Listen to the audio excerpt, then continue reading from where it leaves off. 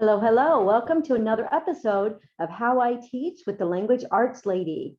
I am Donna Reese, your hostess and your teacher for How I Teach broadcast. You have two ways. Let's get the housekeeping things out of the way first. You have two ways to consume How I Teach. One is to listen to it on your favorite podcast platform and follow along here with your teacher's notebook that if you're watching on video, you'll see on screen. And the other way is to watch the video at YouTube or at the Language Arts Lady blog. So the teacher's notebook is a packet that you get with each episode, regardless of how you listen or watch the episode. You can get a teacher's notebook that goes along with the episode as I teach. So this has a lesson for you to use with your students. It has everything that I am talking about and that I'm showing on my screen. So this is episode 50. So there are 50 teacher's notebook packets and at Language Arts Lady blog. And you can grab those over there. You can get today's episode, but there's also a link for all 50 of them together. So summertime is the perfect time to print off all of your episodes, sheets, and put them in a binder and listen and learn and be ready to teach writing in the fall. So anyway, we are going to move into the PowerPoint and start the slideshow.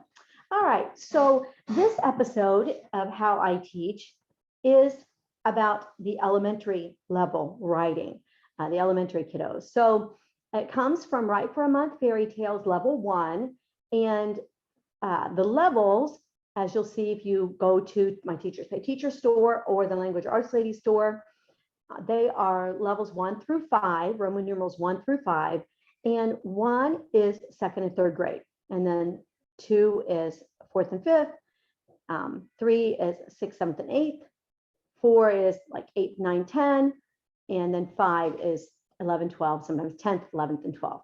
That's when we get into a lot more long dialogues and persuasive essays and character analyses and things like that. So I'm excited, once again, I know I'm always excited, but I'm excited to talk about writing with young children. So this school year, which is ending this week for us here in Fort Wayne, Indiana, this school year, I had the privilege of teaching 7 total elementary kids, 2nd and 3rd grade. And 2 of them were more like 2nd grade level. And then I had 5 more who used the my 2nd and 3rd grade materials. And they were 2nd, 3rd, and 4th grade levels. And I don't always get to teach writing to them. My husband, we have a private tutoring practice, and we have cottage classes for homeschoolers, and we have hire a teacher where you can just hire one of us just to teach a subject for your kids for the whole year. And so he has a lot of elementary kids with remedial reading and so forth. But as far as writing is concerned, the 2nd and 3rd grade classes are the least full for me. The junior high, obviously, and the high school ones are very full, but the 2nd and 3rd grade levels are the least full because at that level, a lot of times kids are still learning to read. And sometimes they are just, writing journal entries or, just learning to write, sentences and things like that. So I was especially excited because I wanted to test a lot of my new level 1 products with these 2nd and 3rd grade students. And I was also excited because I absolutely love teaching. I love teaching all levels, but I enjoy 2nd and 3rd grade students a lot. And I love to see their writing, to see them excited about their writing and so forth. So this is a level 1 lesson that came from Write for a Month Fairy Tales, level 1. And so it is writing a paragraph from a characteristic list. So when you think about teaching writing to elementary kids, you think about all the different ways that you can prepare them to write, what we call pre-writing. So how can we get these students to, at these young ages, to organize their thoughts in such a way that then they are able to get the material that they have in their heads down on paper. And so I use a variety of methods, and you'll see these if you get any of the 18 freebies, or if you go to Teachers Pay Teachers and see the sample thumbnails and so forth that are there. But you'll see that with second and third grade, and even fourth and fifth, to a large extent, I'm doing things like, a Venn diagram, where the one paragraph is about the sheep on the left, and the other paragraph is about goats on the right, and then the one in the middle is what goats and sheep have in common.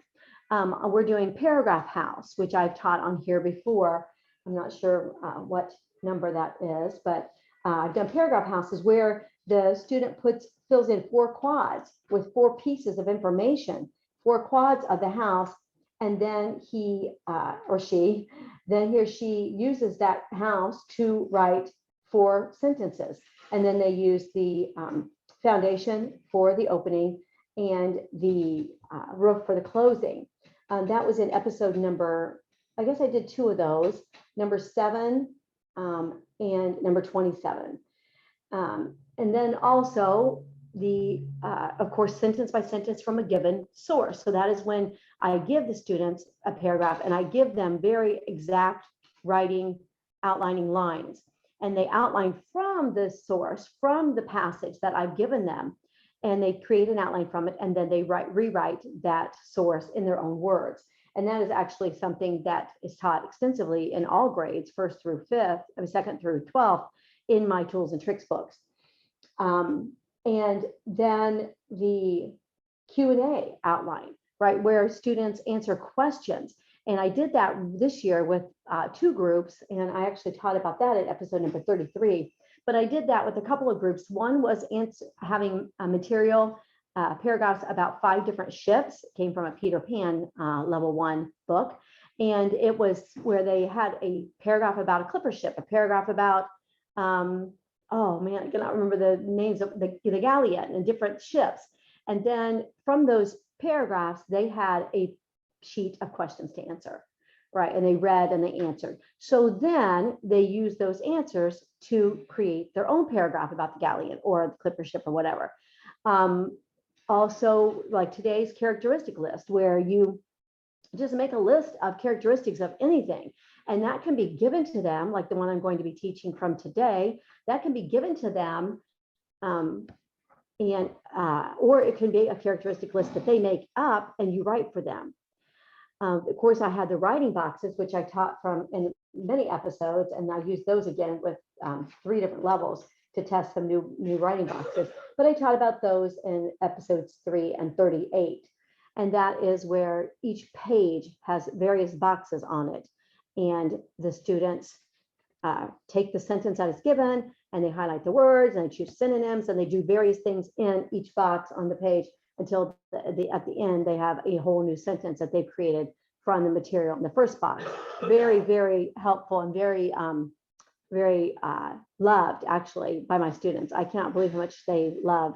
I actually did that this year with 15 or 16 students, and I cannot believe how much they wanted to do it. Writing boxes, it's very controlled and it's very scripted, so I feel like they know exactly what they're doing all the time, and they know how to do it. And anyway, that is another type of pre-writing that we will do. And so in all of these pre-writing exercises or pre-writing tasks that we're going to do, they are setting the elementary level writer up with an organizational method, right? We're setting them up with a way to get thoughts, to get their ideas, to get their facts down, and in such a way that they can write from it, right? That they can just take whatever that pre-writing platform is, and they can write from it more easily. And I always tell my kids that pre-writing is, at all levels, is to get thoughts down before you write, so that when you write, you already have the thoughts, then you can focus on the actual writing. And I think that's especially true with elementary kids, because we're asking so many skills of them at the same time, right? We're asking them to create, to think, to organize information, to then pen it, which, sometimes the penning is even a difficult task, and then to write in such a way that, it's legible, it's readable. They have, subjects and verbs that make sense and all of those kind of things. So the pre-writing elements are super important at the elementary level. And this particular lesson is from a characteristic list, and it has paragraphs, and then it has characteristic lists, and then they write their own paragraphs from the characteristic list. So let's go back to the overview box. If you remember from past episodes, every single level a book of my Write for a Month, as well as Meaningful Composition, they all have overview boxes. And the overview box tells them what the whole project is. Now, this particular project can be a 2-week project, and it says so at the top of the overview box. And the overview box is for the teacher, but it's also for the students. Now, at this level, a lot of times they don't use it as much, but I still have them highlight and make margin notes and so forth. But definitely from 4th grade and up, they are using this overview box. They know that this overview box tells them everything they need to know about this project. Now, I also make it clear that the overview box is not an assignment page. These are not their assignments. The assignments are spread throughout the books with little boxes before each one, bold fonted, and so forth. And it's very clear which things are the assignments in my products. All right, so I just tell them, get your highlighter, and let's start at the top. Roman numeral 1, you are going to write at least 2 paragraphs about 2 fun fairy tale characters from given notes. All right, so given notes means that I have written notes for them. I'm going to talk about the difference between them writing notes and us giving them notes in just a minute. Roman numeral 2, basic students will write 2 paragraphs from the notes, and optional extension students will write 3 to 5. There are 5 sets of notes. So technically, if you had an ambitious 3rd grader who wanted to write more paragraphs, there are more characteristic lists to use to write from, and they could really do 3, 4, or 5 paragraphs. Roman numeral 3 is 4 to 6 sentences in each of their paragraphs, and extensions will write 4 to 5 in each of their 3 to 5 paragraphs.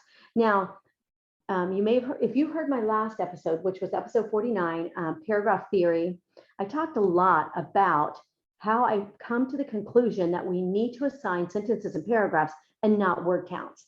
And this is just an example of that. I will not tell any students, but especially not elementary students, that you're going to write 30 words about Cinderella or 40 words about Peter Pan. I will tell them that they are going to write 4 to 5 sentences, 4, 5, or 6 sentences about each character, right? Because sentences are the elements that bring meaning to the writing. And of course, a paragraph is a unit of thought. Now, going back to that paragraph theory a little bit and applying the information that's here to that in such a way that we see with multi-paragraph writing, any kind, and I talked about this from the very, very first episode 1, where I talked about writing the 3 favorites essay. You write your 3 favorite Peter Pan character essay, and you write your 3 favorites of anything. I taught about that extensively. Your 3 favorite pizza toppings, right? Your 3 favorite books, your 3 favorite characters, your 3 favorite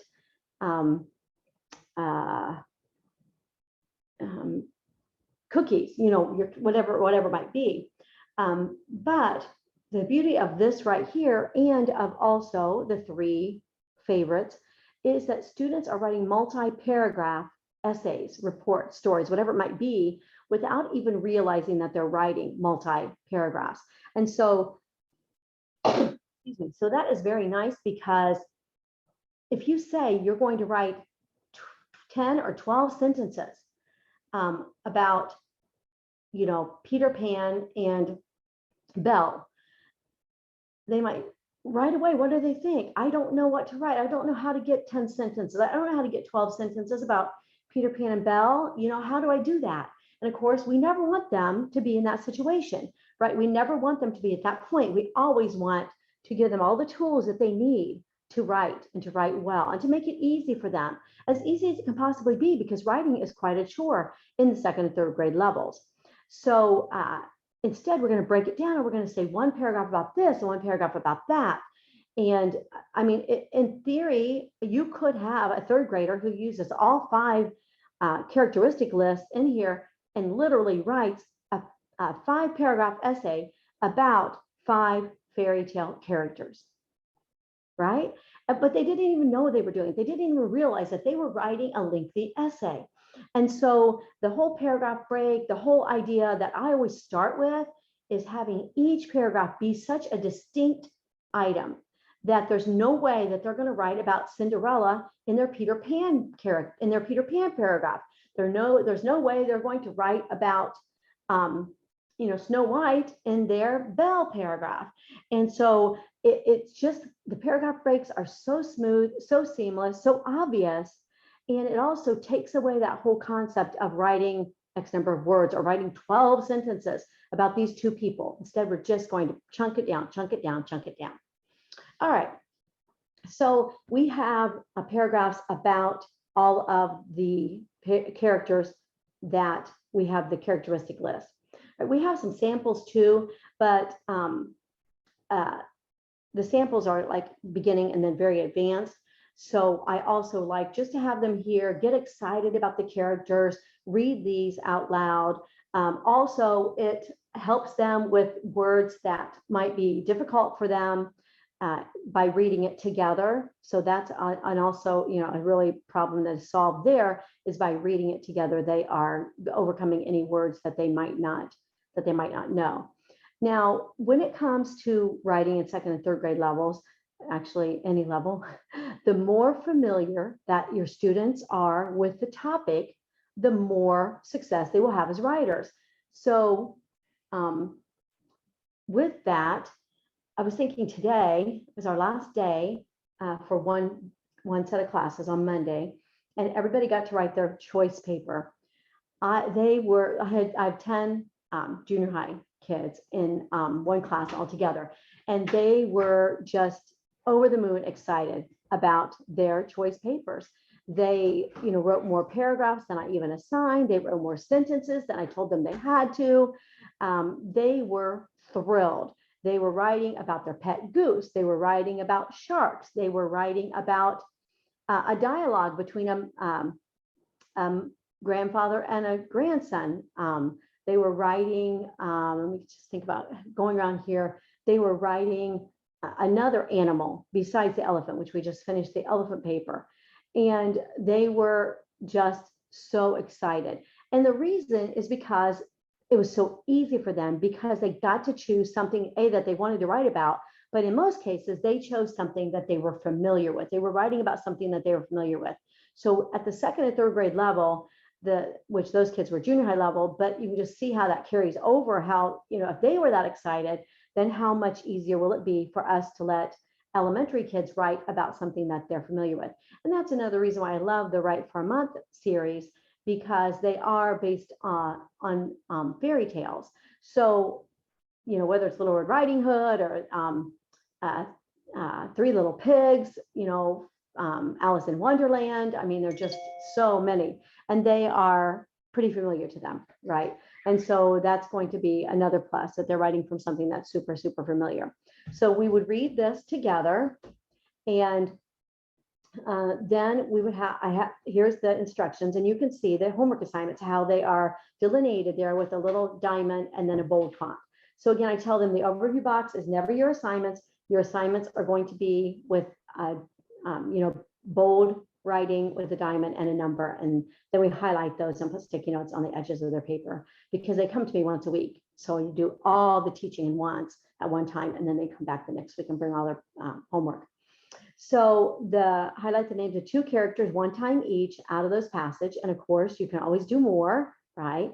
And that's another thing I always tell the students, that you can always do more. You just can't do less of anything that is assigned. All right, so here is a student sample of Belle. And again, this is an advanced one. You can see it has a lot of content. Here's a shorter one, a Peter Pan. And it is much easier with more, there's still some compound sentences and some compound complex sentences, but they are definitely not as elaborate as the one about Belle. So we have those, and we could read those. Now, how I would use these versus how I would use these passages will be based on the students. If I have students who are very advanced, I would read through and say, you know what, when you use the characteristic list for Belle, you can embellish it all you want. Look at this. And I would just, because I would know that those students are, advanced writers, and that I would know that if I told them, we read a sample and I told them that they could embellish it and add a lot more information besides the characteristic list, I would know that they were going to do it, right? But then on the other hand, if I had like beginning, like second grade, maybe even early third grade, or maybe, not as experienced in writing, I would read this and tell them, look at this. This has 1, 2, I'm going back to the passage now for those who are listening.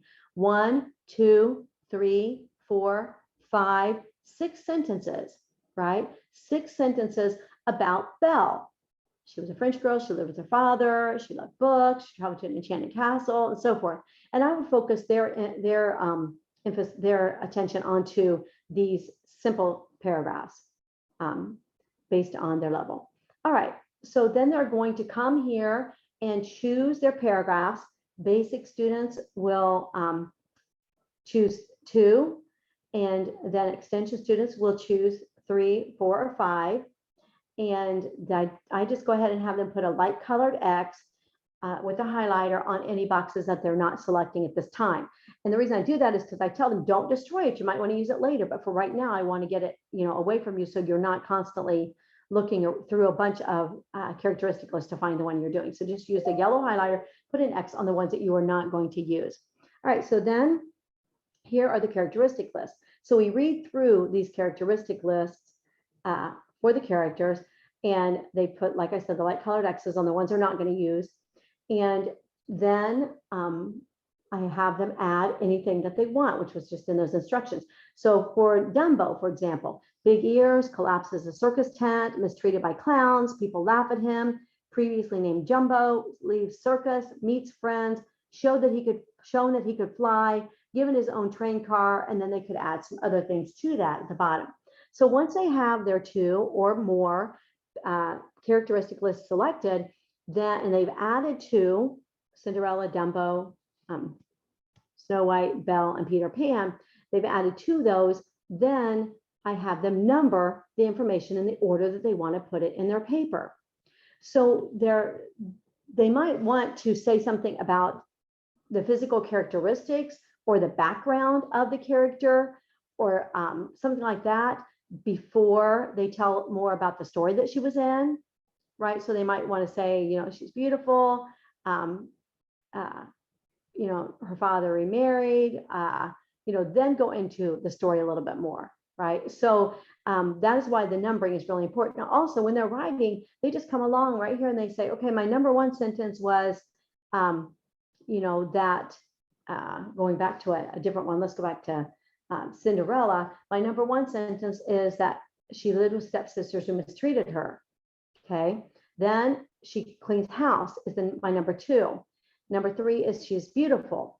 Number 4 is that she was visited by a fairy godmother, and so forth. And then they're going to take this information and they're going to put it in their paragraphs. All right. So again, the idea of the characteristic list that we're giving to them, as opposed to a characteristic list that they create themselves, there are a few things coming into play. So first of all, again, there's the familiarity that you see here. So that's going to make it that much simpler. But there are also, the idea that they don't have to come up with the material about Cinderella. They don't have to come up with the material about Dumbo, because it's provided for them. They have to put it into sentence form, but they don't have to come up with it. So that's another plus to giving them a characteristic list. Now, some pluses to having them make a characteristic list for you or with you, and that's a very advantageous way to do it as well, right? So we would say, for example, I want you to write a list of things that you would put, in a paragraph about pizza night on Friday nights. And maybe, if they're very young, maybe you're penning for them. If you're in a classroom situation, maybe you're writing things on a board and they're writing it in their notebooks or in their space that you created for them to write the characteristic list, whatever it might be. describing things like looking physically at something. So looking at, a tree or a flower or something like that and making a characteristic list from that. And then of course, prompting them through that, but then they're doing another step, right? They are doing the step of creating content before they write. So that's another step, that definitely can be used really well too. And the other thing is that when they make a characteristic list, they have all the information they need in front of them, but they didn't write a ton of material. They didn't write a ton of information. They just wrote the highlights, and then they're going to write from that. All right, so then they're going to write their original essay, and then they're going to do the checklist challenge. Now, I've tried to allot just a little bit of time left over for the checklist challenge. So they are going to put their 2 paragraphs or 3 paragraphs or more, all together. Be sure, I always want to be sure that I remind the students to write on every other line so that when they do the checklist challenge, they have the space to insert their changes. And also the editor or I, can put in edits for them as well if they didn't, or they type it on every other line also. You could also type it for them, or they could write it by hand and then you could type whatever they've written if they want a nice, clean typed copy. I typed and dictated and wrote for my kids for so many years. Oh my word, I just remember writing and writing and writing for them as they were developing these skills themselves. And so then once these are written, they can put those together, right, with just a sentence at the beginning, which is part of the checklist challenge. And then they have like a 3-paragraph essay about 3 fairy tale characters. All right, so the checklist challenge, we have a lot of teaching on the checklist challenge. So the books that teach the checklist challenge are the first semester meaningful composition, the books that teach how to write from a given source, like every page, every step of the way is on a different page. And it is samples and everything are given.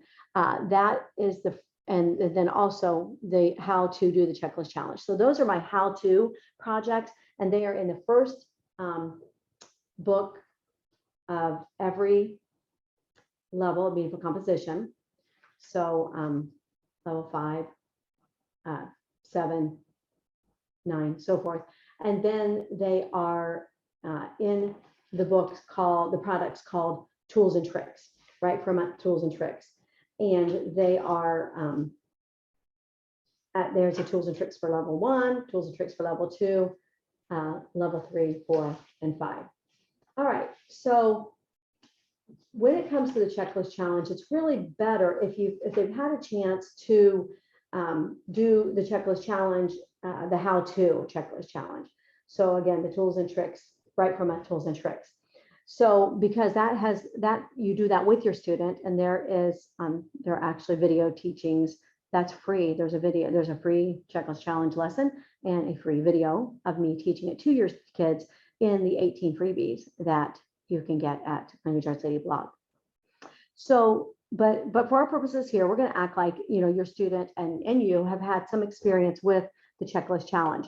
All right, so we're going to come here, and the first thing I'm going to do when I open the checklist challenge for any level of students, but especially for these younger kids, is I'm going to remind them that these boxes tell what levels they are, and that if they're basic students, they've written 2 paragraphs, or maybe they've written 3. That's a third optional one. Maybe they've written 4. That's a third and fourth optional. Maybe they've written 5. All right. So the first task in the checklist challenge always begins with reading their composition aloud.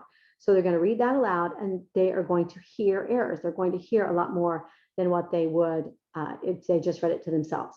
All right, the next task is always to circle each verb with a light colored highlighter. And, I would help them do this. I would help them find action verbs, be a helper link verbs, which are taught in my weekly review, my Think Fast grammar quizzes, and infinitives, 2 plus a verb, okay? Then they're going to go through and change one of the boring verbs to a stronger verb, and they're going to highlight it, code it, so to speak. And they're going to do each of these tasks once for each paragraph. So they're going to add an adverb, and they're always samples, right? Here's a sample list: only, practically, cheerfully, extremely, fully, totally. So if they can't think of it, or they forget what an adverb is, or they know what an adverb is, but they just can't think of anything that might work. You can look through here and say, would you say that you could use cheerfully or joyfully or happily in a paragraph about Cinderella? Okay, where could you use that, right? And then you can help them get accustomed to finding words to add. And then add one descriptive adjective, take out a banned word, use one word you never used in writing before, add a title. So if they've written about 2 or 3, you can put You've Got a Friend in Me, Fairy Tale Friends. If they've written about Cinderella, Snow White, and so forth, you can do the 3 famous girls. Okay, so when they are putting their title in, I like to encourage them to put a title in that has to do with all of their paragraphs, right? So they can, and again, they're bringing these paragraphs together. So they have written what felt like a simple, a simple 2 paragraphs, and now they have an essay. All right, now at this level, I wouldn't have them do a completely separate opening paragraph. So instead, I would have them add a thesis statement to the beginning. So it could be something like 3 famous fairy tale girls who had misfortunes, but then lived a happily ever after were Belle, Snow White, and Cinderella. Okay, so they would just add that. Now, also at this level, I would just write it for them. I would say, let's put all 3 of your characters, or let's put both of your characters, that Dumbo and Peter Pan, while 2 very different characters, were happy characters in 2 different fairy tale stories. Okay, so just put that, and they will tack that right on to their first paragraph. And then later on in the checklist challenge, you would see that they would do the thesis statement reloaded later on. All right, this is stuck again. That sometimes happens. Let's figure out what's going on.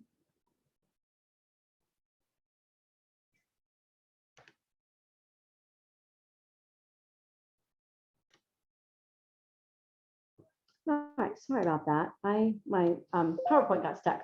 Okay, so after they added their thesis statement, then we would come here to their thesis statement reloaded, and we would do the same thing. We would say, okay, now let's have one sentence that wraps up the whole paper. Let's have one sentence that wraps up all 3 paragraphs about the 3 princesses, or both paragraphs about Dumbo and Peter Pan. And I would help them design that together too, where they listed those in their statement, and then they tacked that on to the last paragraph. Now, the thesis statement and thesis statement reloaded is given, they are both given in the checklist challenge in order to give them a way to make sure that they have the thesis of the whole paper, and they have something wrapping it up, even in scenarios where they're not learning or writing an opening paragraph, a separate opening paragraph, and a separate closing paragraph. All right, I don't know why this keeps sticking. Okay, well, anyway, it doesn't look like it is going to let me show you the things at the end. So I don't know why that is, but for whatever reason, it is, there it is. Okay. Well, anyway, then there are more checklist challenge items. I'm so sorry about that. There are more checklist challenge items. So you will have this right at your fingertips to use with your students, and that will just be, you can do many of the things that I just showed you here today to teach them from this characteristic list. And then, of course, once you've done that, you can do any characteristic list. So you can say, do you want to write characteristic lists about your favorite animals? You want to list, what kind of things you like about raccoons, what kinds of things you like about bunnies, what kind of things you like about dogs, and so forth. It's just really endless when you write a characteristic list. So you can write characteristic lists with your students, or you can give them characteristic lists that they write information from. Again, just be sure that if you give them characteristic lists, that it's from about things that they're familiar with, right? Because you're not giving them that much information. You're giving them just bullets instead of full paragraph sources. All right, so learn more and get more freebies. Those are the Teacher's Notebook All at Once, or How I Teach at the Language Arts Lady blog. Here are some free products that you'll find in the 18 freebies that you get when you subscribe to Language Arts Lady blog. How to complete the checklist challenge, Write for a Month Beauty and the Beast level 1, and Write for a Month Mowgli level 2. These are projects that you will get in your freebies. All of these have videos of me teaching them direct to camera. So you can just sit back and take the week off. All right, and here are some more products that are related to this episode. So these are going to be the level 1s, the level 2s mostly. There are some level 3 advanced writing boxes, but these are the different types of pre-writing types of things that I shared about before. So writing boxes, paragraph house, meet the characters list, sentence by sentence outlines, question and answer, advanced writing boxes, riddle essay, instructional list, Q&A about Christmas decorations, beginning writing box, attribute list about 2 different types of elephants. Again, writing boxes, more writing boxes, animal, jungle, paragraph house, and so forth. So all of these are pre-writing types of, they all have these strong pre-writing things with them, the pre-writing elements with them, so that the student knows what she's writing, what he's writing all the time. It makes such a difference. All right, and then here are the meaningful compositions that are related to this. So that would be, these are the 1 semester faith-based books, also digital now, and those are available at characterinkstore.com. That's 2122313241, and then Jumpstart Remediation.